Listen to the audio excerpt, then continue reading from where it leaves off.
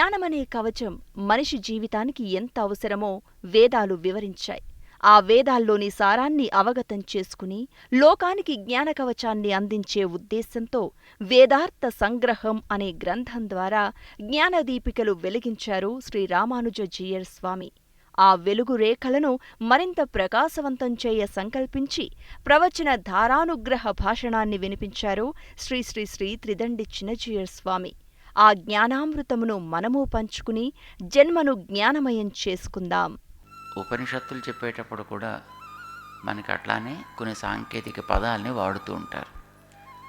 వేదాంత శాస్త్రాన్ని చెప్పేటప్పుడు కూడా కొన్ని సాంకేతిక పదాలని వాడుతూ ఉంటారు.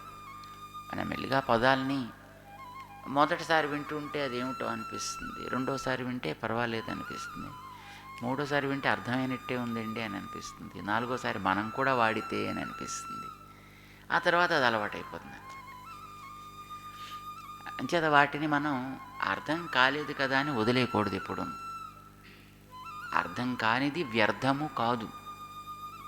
అర్థం కాకపోయినా దాన్ని గుర్తించాలి, అర్థం కాకపోయినా దాన్ని వినే ప్రయత్నం చేయాలి, అర్థం కాకపోయినా దాన్ని క్రమంగా వాడేటటువంటి ప్రయత్నం కూడా చేసుకోవాలన్నమాట.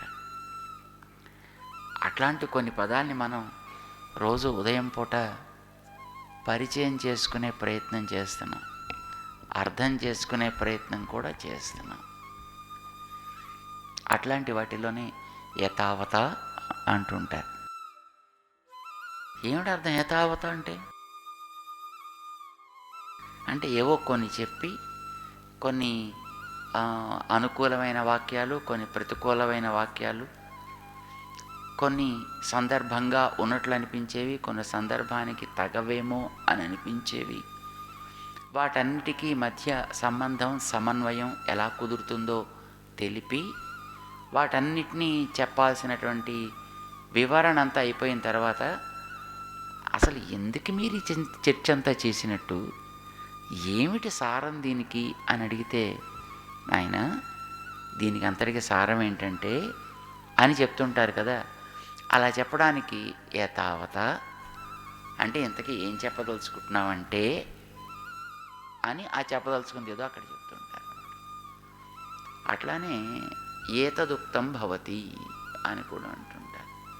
అంటే ఏదైనా ఒక విషయాన్ని చెప్పదలుచుకున్నప్పుడు దాంట్లో కొన్ని రకాలైనటువంటి అభిప్రాయాలు విడివిడిగా కొందరికి ఉండేటప్పుడు ఆ అభిప్రాయాల గురించి అక్కడ చర్చించి ఈ అభిప్రాయం సరైందా కాదా కూడా అక్కడక్కడ చెప్పి అలాగా కొందరి అభిప్రాయాల్ని చెప్పడం పూర్తయిపోయిన తర్వాత మేమేం చెప్పదలుచుకుంటున్నామంటే ఇంతకీని అసలు వీటన్నిటి వల్ల ఏమిటి ఇక్కడ సారంగా తెలుస్తోంది అంటే అని ఆ సారభూతమైన అర్థం ఏదో చెప్తుంటారే, అలాంటప్పుడు ఏతదుక్తం భవతి అని అంటుంటారు అని ఆ తర్వాత దాన్ని మన వాళ్ళు తెలియజేస్తుంటారు. భగవద్ రామానుజుల వారు సదేవ సౌమ్య అని ఆరంభం చేసి దానిని కారణ వాక్యం అని అంటారు. శృతులలో ఉండేటువంటి వాక్యాలు వివిధ గుంపులకి సమూహాలకి చెంది ఉంటాయి.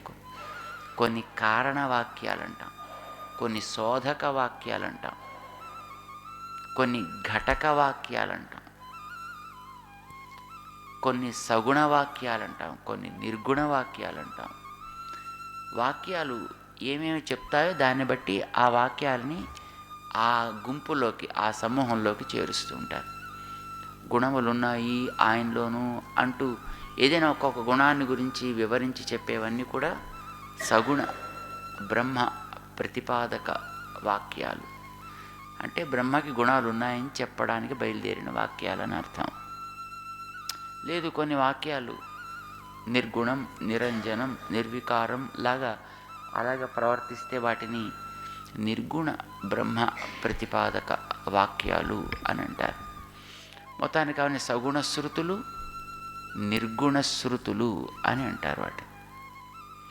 ఇవి రెండు విన్నప్పుడు ఆ వినే వ్యక్తికి కొంచెం మనసులో ఏదో ఒక రకమైనటువంటి ఒక సంశయం కలుగుతుంది. అంటే అది సరియా, ఇది సరియా, ఏది ఒకసారి ఉన్నాయని చెప్తారు, సార్ లేవని చెప్తుంటారు ఏమిటి, ఇలా సందేహం వచ్చినప్పుడు ఈ రెండిటిని కూడా సమన్వయం చేయడానికి అబ్బాయి ఉన్నాయి అంటే మంచి గుణాలు ఇలా ఉన్నాయి, లేవు అనంటే మిగతా వాళ్ళకి మనలాంటి వాళ్ళకు ఉండే చెడు గుణాలు లాంటివి లేవు.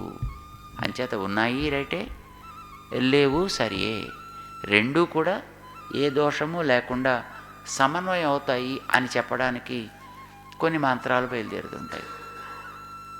అపహ తపాత్మా విజరో విమృత్యుర్విశోక విజిగత్స అపిపాస సత్యకామ సత్యసంకల్ప, ఇవి లేవు ఇవి ఉన్నాయి ఇలా చెప్తుంది. ఎంత ఒకే మంత్రంలో తీసుకొచ్చి చెప్తుంది. ఇలా అవి రెండింటినీ ఒక చోట చెప్పడం చేత అది వినేవాడికి ఓ ఇవి లేవా ఇవి ఉన్నాయా స్పష్టంగా ఉంటుంది. లేదు ఎక్కడో ఒక చోట ఇవన్నీ ఉన్నాయి ఉన్నాయి అని అంటే ఉన్నాయి కాబోలని ఉంటాడు, మరో చోట అంటే లేవు లేవు అని అంటే అయితే లేవు కాబోలని అనుకుంటాడు. కానీ ఉండడం లేకపోవడం రెండూ కరెక్టేనా? కరెక్ట్ అంటే ఎట్లాగా అది మనకు తెలియదు కదా. అవి రెండు సమన్వయం చేయడానికి బయలుదేరిన వాటిని ఘటక శృతులు అని అంటారు. ఇది అన్నిట్లోనూ ఉంటాయి, మన పాసురాల్లో కూడా అలానే ఉంటాయి. ఏదో ఇల్లదుం ఉళ్ళదుం అల్లదు అవనూరు ఎక్కడో చూడని లేవు లేవు లేవు అదల్లా అవనూరు. సంచలనం ఉందా లేదా, ఆయన కదిలేవాడా కదలనివాడా, ఉన్నవాడా లేనివాడా, ఒకడా అనేకమా, ఎన్నెన్నో రకరకాల ప్రశ్నలు ఇలా వస్తాయి. రూపాలు ఉన్నాయా రూపాలు లేవందామా, కొన్ని చోట్ల ఉన్నాయి కొన్ని చోట్ల లేదు అని అంటుంది. సమన్వయం చేయ మళ్ళీ కొన్ని శృతులు బయలుదేరుతాయి, ఆళ్వార్ల శృతులే. ఇల్లదు అన్నా ఉళ్ళదు అన్నా ఇవి రెండు కూడా సమన్వయం అవుతాయా అని మళ్ళీ వాటిని సమన్వయం చేసి చెప్తారనమాట.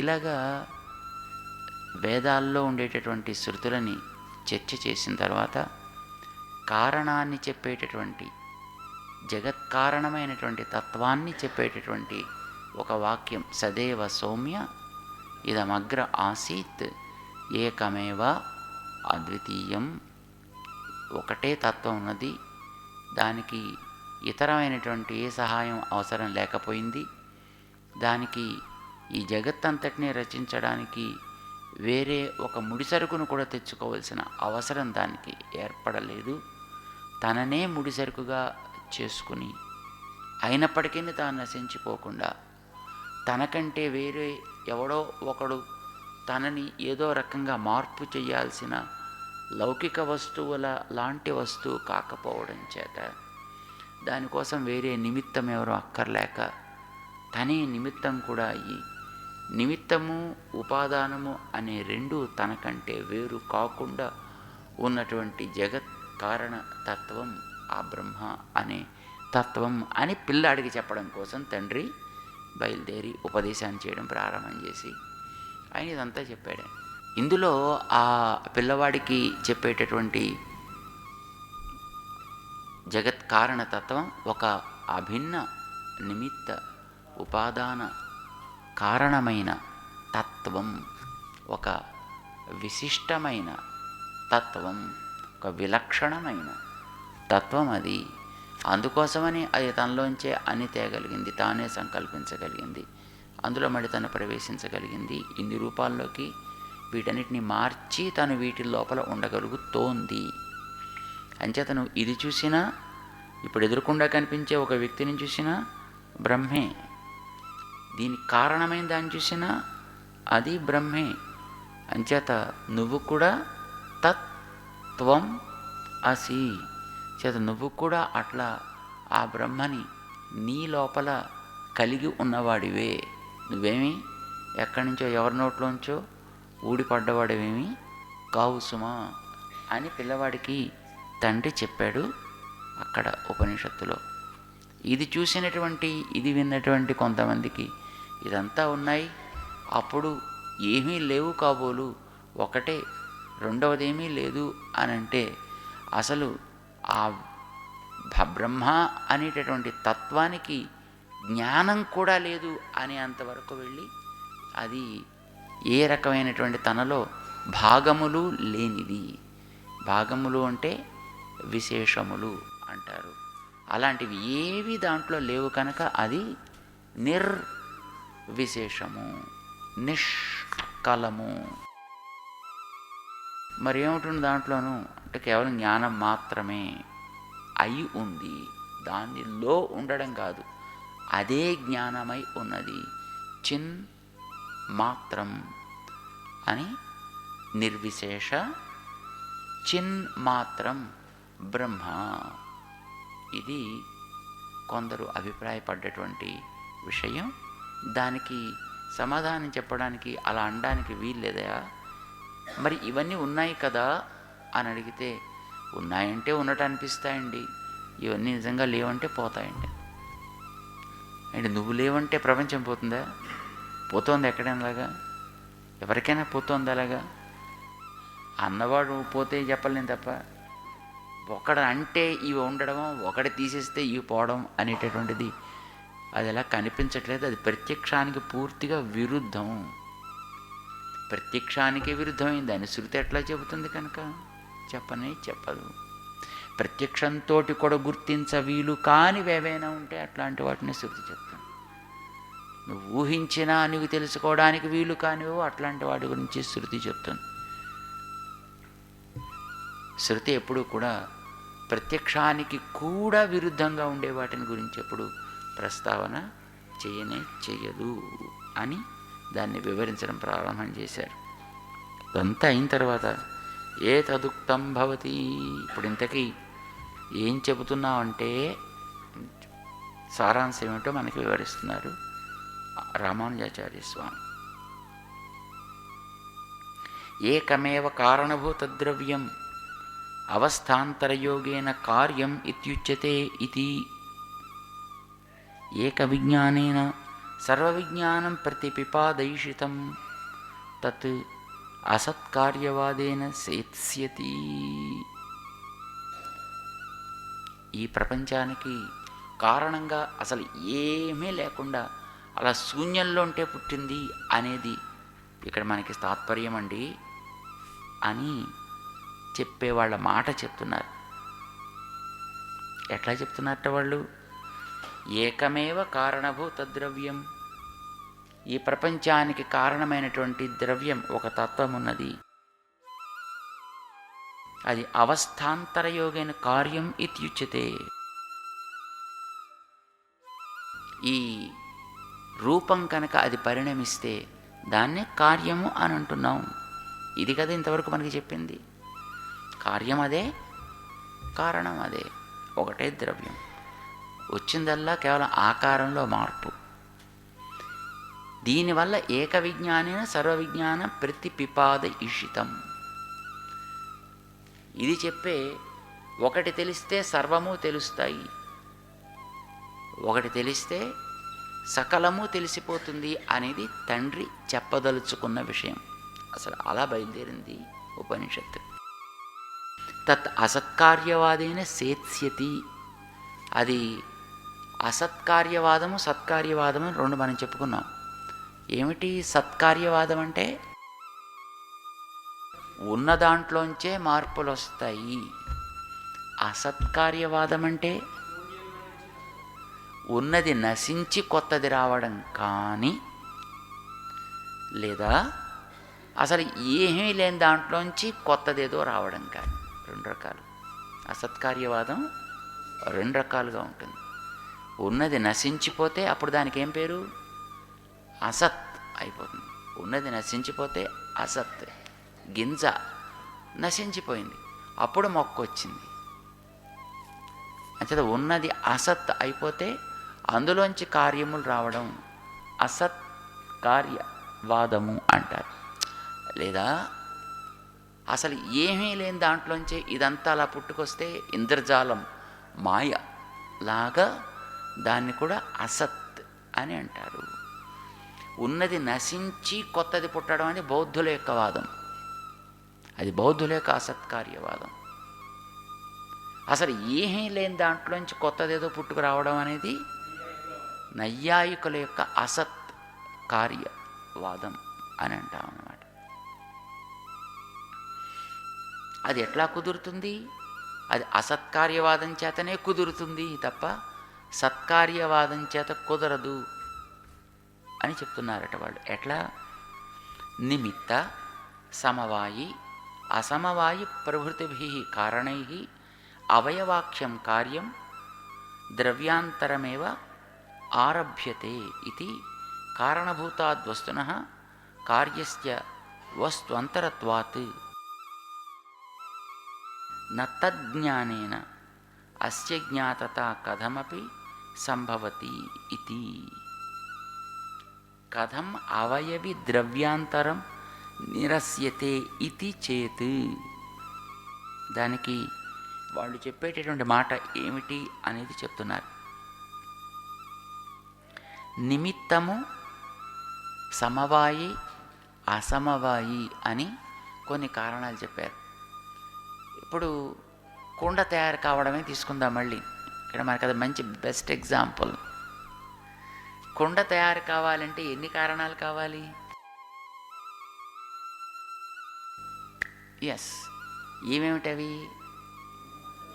ఒకటి నిమిత్త కారణం కావాలి. నిమిత్త కారణం ఎవరవుతారు? కుమ్మరి.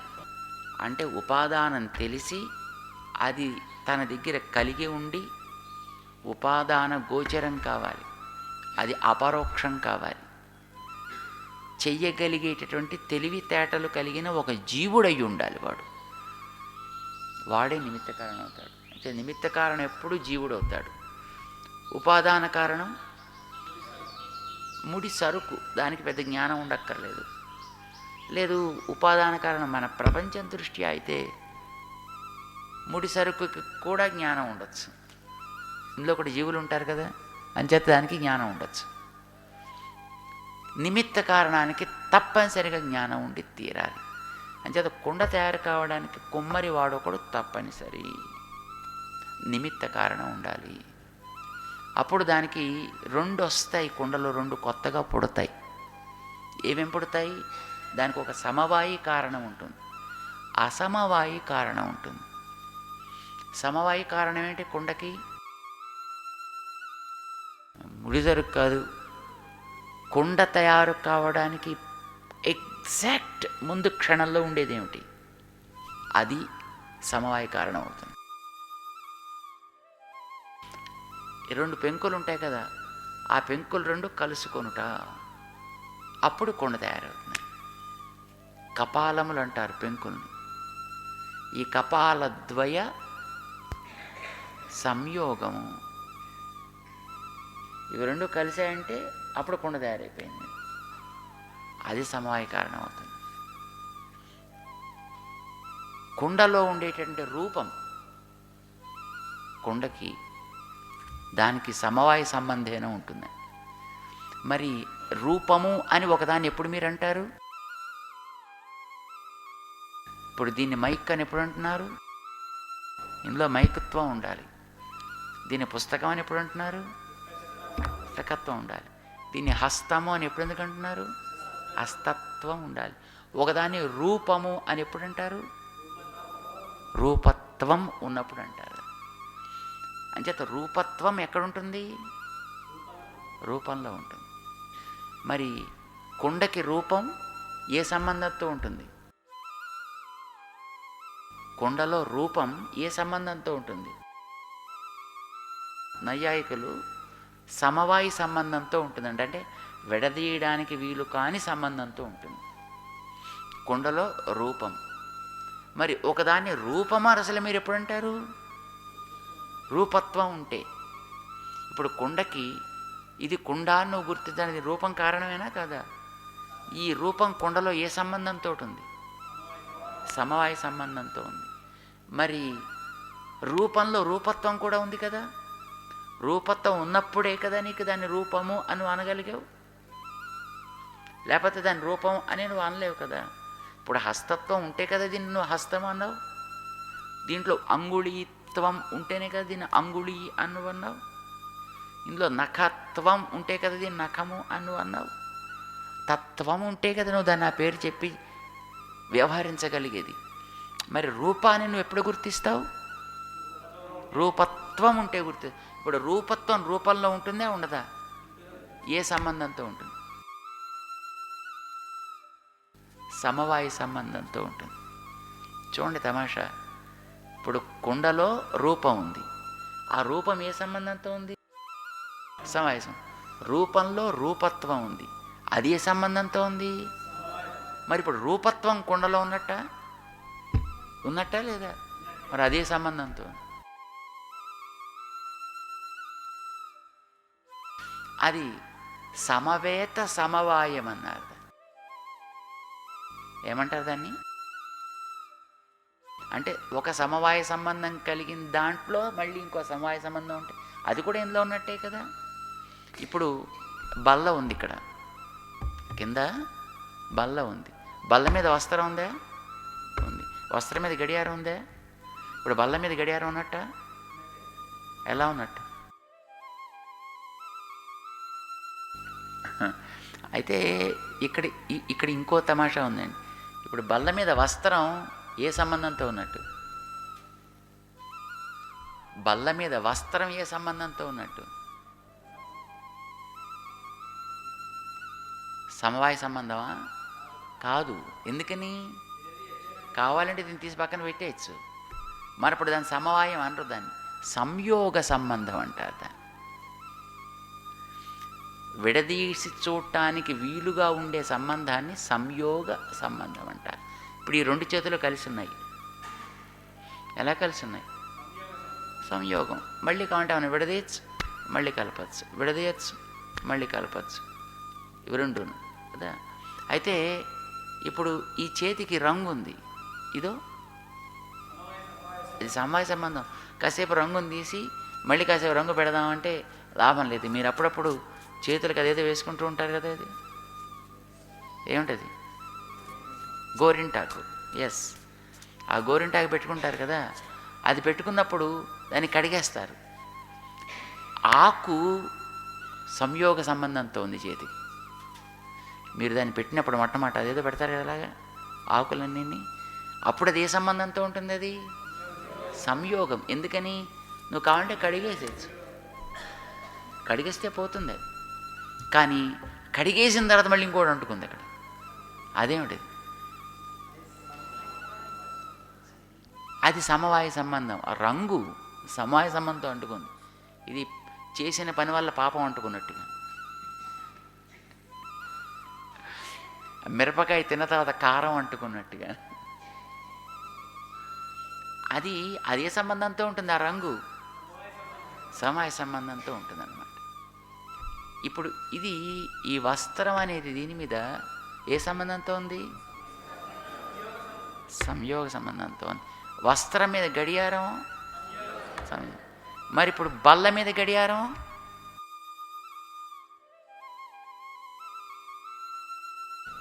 సంయుక్త సంయోగం అంట. అంటే సంయోగ సంబంధం కలిగిన దాంతో సంయోగంతో ఇది ఉంది. ఏదో మా వేలు విడిచిన మేనమామ గారి బావగారి తోడల్లుడు తమ్ముడు అంటుంటారు చూసారు, అలా ఏదో సంబంధం ఉంటుంది. అది ఇంత పొడుగు సంబంధం అన్నమాట. దీనికి సంయోగ సంబంధం, దీనికి సంయోగ సంబంధం, మరి దీనికి సంయుక్త సంయోగం. అంటే విడదీయడానికి వీలయ్యే సంబంధాలని సంయోగమని, ఇంకో దాని లోపల ఉండే సంయోగాన్ని సంయుక్త సంయోగం అలా అంటారు.